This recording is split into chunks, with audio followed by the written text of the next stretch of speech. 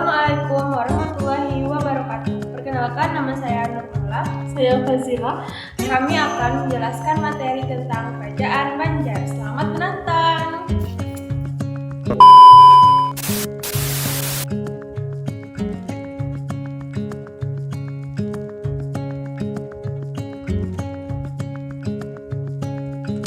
Pendahuluan.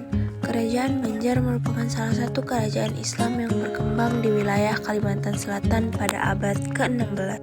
Kerajaan ini memiliki peran penting dalam penyebaran agama Islam, perkembangan perdagangan, dan pembentukan budaya masyarakat Banjar. Sebagai pusat kekuasaan yang berpengaruh, Kerajaan Banjar tidak hanya menjadi simbol kejayaan politik, tetapi juga menjadi cikal bakal terbentuknya identitas masyarakat Banjar hingga saat ini. Keberadaannya memberikan kontribusi besar dalam sejarah Nusantara, terutama dalam bidang pemerintahan, ekonomi, dan kebudayaan. Sejarah berdirinya Kerajaan Banjar. Kerajaan Banjar berdiri pada 1526 Masehi. Berawal dari dinamika politik di wilayah Kalimantan bagian selatan yang sebelumnya berada di bawah pengaruh Kerajaan Negara Daha, penerus dari Kerajaan Hindu-Buddha Negara Dipa. Tokoh utama dalam proses berdirinya Kerajaan Banjar adalah Pangeran Samudra, cucu dari Raja Negara Daha. 1. Latar belakang. Pada masa itu terjadi konflik perebutan kekuasaan di Negara Daha. Pangeran Samudra yang sebenarnya memiliki hak sebagai pewaris tahta tersingkir oleh Pangeran Tunanggung karena merasa terancam. Pangeran Samudra melarikan diri ke daerah hilir sungai dan mendapatkan dukungan dari masyarakat Banjar dan para saudagar Melayu yang tinggal di kawasan tersebut.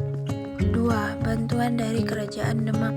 Untuk merebut kembali kekuasaan, Pangeran Samudra meminta bantuan militer dari Kesultanan Demak di Jawa. Demak bersedia membantu dengan syarat bahwa jika Pangeran Samudra berhasil naik tahta, ia harus memeluk agama Islam dan menjadikan Islam sebagai dasar kerajaan. 3. Kemenangan dan proklamasi Kerajaan Banjar. Dengan bantuan pasukan Demak, Pangeran Samudra berhasil mengalahkan Pangeran Tumanggung. Setelah kemenangan itu, ia resmi dinobatkan sebagai raja dengan gelar Sultan Suryansyah. Penobatan inilah yang menandai berdirinya Kerajaan Banjar, sekaligus menjadi kerajaan Islam pertama di Kalimantan Selatan. 4. Lokasi pusat kerajaan. Pusat pemerintahan awal kerajaan berada di daerah Kuin, Banjarmasin. Dari wilayah inilah kekuasaan Kerajaan Banjar mulai berkembang ke berbagai daerah di Kalimantan bagian selatan dan tengah. Sultan yang paling berpengaruh di Kerajaan Banjar ialah Sultan Suryansyah atau Pangeran Samudra. Masa kepemimpinan Sultan Suryansyah dari 1526 sampai 1545. Beliau merupakan sultan paling berpengaruh karena 1. Mengislamkan Kerajaan Banjar. Ia adalah raja pertama Banjar yang memeluk Islam, sehingga menjadikan Banjar sebagai kerajaan Islam dan mengubah arah sejarah kerajaan tersebut. 2. Mendirikan Kesultanan Banjar. Sultan Suryansyah mengubah Banjar dari kerajaan kecil menjadi kesultanan besar yang berpengaruh di Kalimantan. 3. Memperkuat kekuasaan dan wilayah di masa pemerintahannya. Wilayah Banjar semakin berkembang dan menjadi pusat perdagangan penting di Kalimantan Selatan. 4. Menjalin hubungan dengan Demak. Dengan bantuan Kesultanan Demak, ia memenangkan perebutan tahta dan memperkuat posisi Banjar dalam jaringan kerajaan Islam Nusantara. Pengaruh Kesultanan Banjar. Pengaruh Sultan Suryansyah sangat signifikan, terutama dalam menegakkan Islam sebagai agama resmi Kesultanan Banjar, mewujudkan pemerintahan Islam dengan penerapan hukum syariat, dan memajukan syiar Islam melalui dakwah dan pembangunan sarana ibadah. Beliau juga mewujudkan ekspansi wilayah dan menjadikan Banjarmasin sebagai pusat perdagangan yang pada akhirnya meletakkan dasar bagi perkembangan peradaban Islam di Kalimantan Selatan. Pertama, bidang keagamaan dan politik. penyebaran Islam yang luas.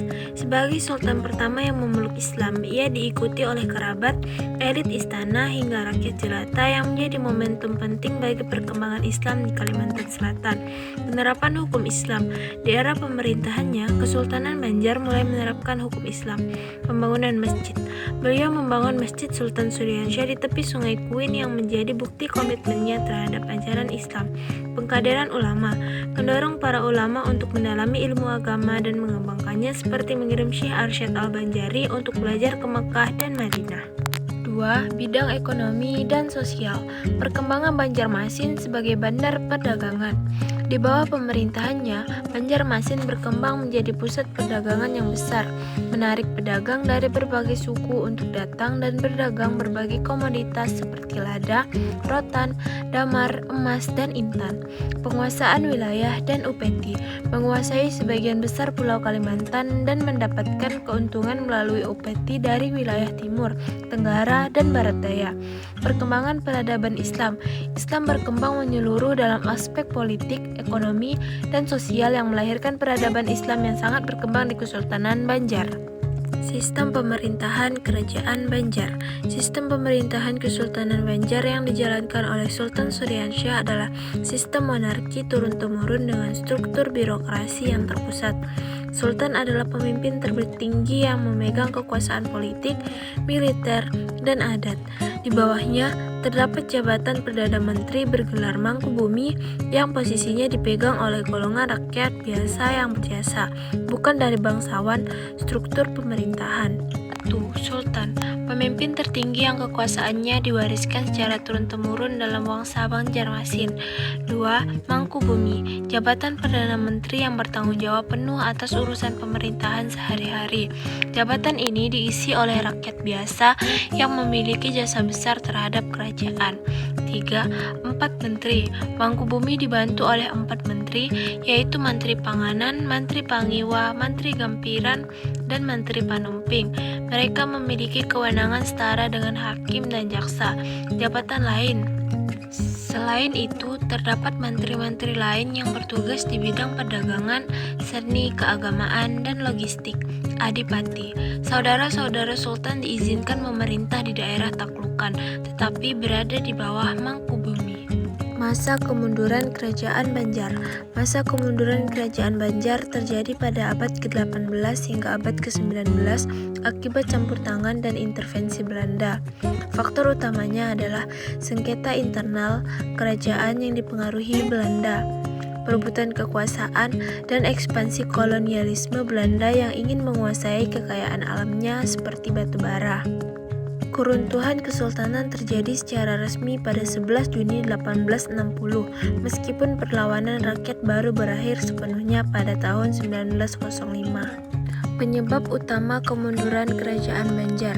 Intervensi dan campur tangan Belanda. Belanda mulai campur tangan dalam urusan internal kerajaan, terutama dalam sengketa perebutan kekuasaan.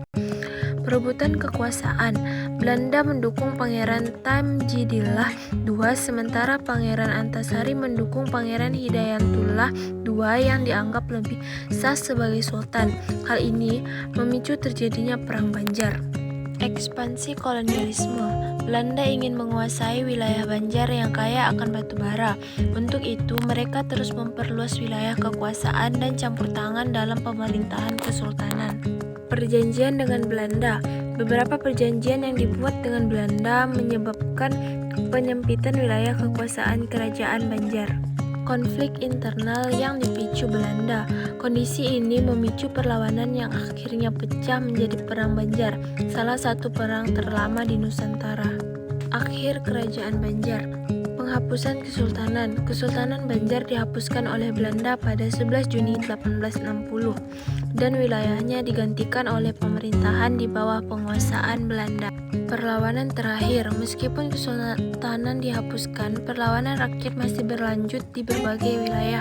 Perlawanan ini baru berakhir setelah gugurnya Sultan Muhammad Saiman pada 24 Januari 1905.